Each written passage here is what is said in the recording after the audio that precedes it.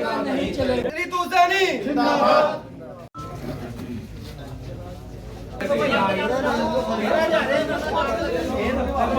आज भारतीय किसान यूनियन वेलफेयर फाउंडेशन की महिला राष्ट्रीय अध्यक्ष रितु सैनी जी ने अपने आवास पे एक मीटिंग करी थी 3 तारीख में, जिसमें हमने नगर राजपूत के मामले में जो प्रकरण था वहां तालाब का, जिसमें हमने 18 अक्टूबर को धरना प्रदर्शन किया था तहसील में।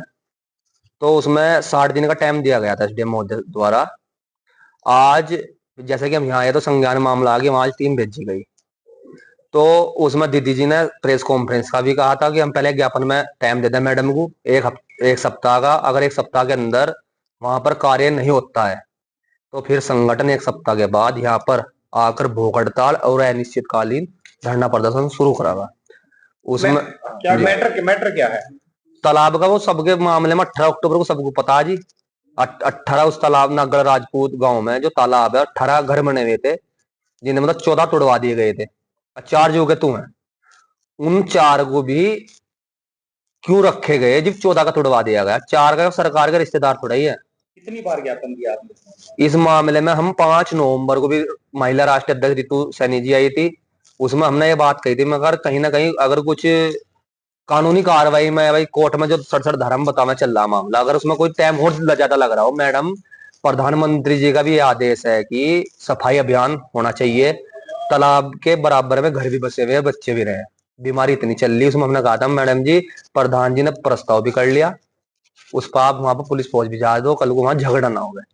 उस मामले में मैं दीदी ने 5 तारीख में विज्ञापन दिया था, 12 में भी दिया, तो वहां अभी तक कोई नहीं गई थी। तो मैडम ने अब कहा कि हमने टीम भेज दिया। आज हमारे संज्ञान में हमने ज्ञापन दिया, मैडम ने बताया कि हमने आज वहां टीम भेज दी। हम मैडम का उसके लिए बहुत बहुत धन्यवाद भी करते हैं।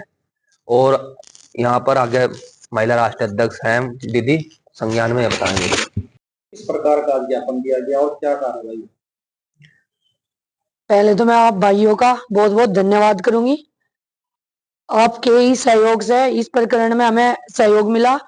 प्रकरण ये तो आप लोग इस चीज से अवगत हैं कि जो राजपूत नगर राजपूत है उसमें जो तालाब का प्रकरण चल रहा था अतिक्रमण को लेकर, क्योंकि हम जो लड़ाई लड़ रहे एक तरह से सरकार की लड़ाई लड़ रहे, क्योंकि उसमें जो है 18 उस पर जो कब्जा था अवैध हटवाना था। अगर कानून होता सबके लिए एक समान होता, वो गलत किया गया कि 4 लोगों को बचा दिया उसमें और 14 को वहां से अतिक्रमण से हटवा दिया।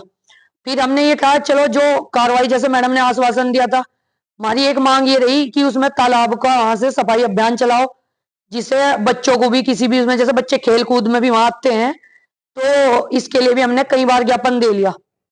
उसके बाद भी जो 18 तारीख में हुआ था उसके बाद भी हमने 2-3 बार दे लिया। अच्छा, आगे हमारी यही है, एसडीएम मैडम ने बोला क्योंकि हमने जो प्रधान जी हैं वहां के, उन्होंने ये था कि उनके साथ अभद्र व्यवहार किया जा रहा था जब भी मैं इस प्रकरण को सफाई अभियान चलाते थे वहां पे, तो उसके लिए फोर्स की हमने मांग की थी। तो आज मैडम ने आश्वासन दिया, अगर मैडम आश्वासन नहीं मतलब इस उस पर नहीं खरी उतर रही, फिर हमने वही मजबूरी में हमारा जो संगठन है भारतीय किसान यूनियन वेलफेयर फाउंडेशन, हम भूख हड़ताल पे बैठने को मजबूर हो जाएंगे और धरना अनिश्चित काल चलेगा। हम कोई भी वहां से नहीं उठेंगे, भूख हड़ताल पे सब रहेंगे। एसडीएम मैडम के द्वारा क्या आश्वासन मिला? सीओ को लेटर लिखा और एसएचओ को उन्होंने ऑर्डर दिया। अब देखते हैं, मौके पे टीम भेज दी गई है कोर्ट के द्वारा। जो कोर्ट में जो तहसीलदार साहब कोर्ट में मामला चल रहा, उसे भी 60 दिन होने को जा रहे हैं। 18 तारीख को 60 दिन, उसमें 12 तारीख में हो जाऊंगा।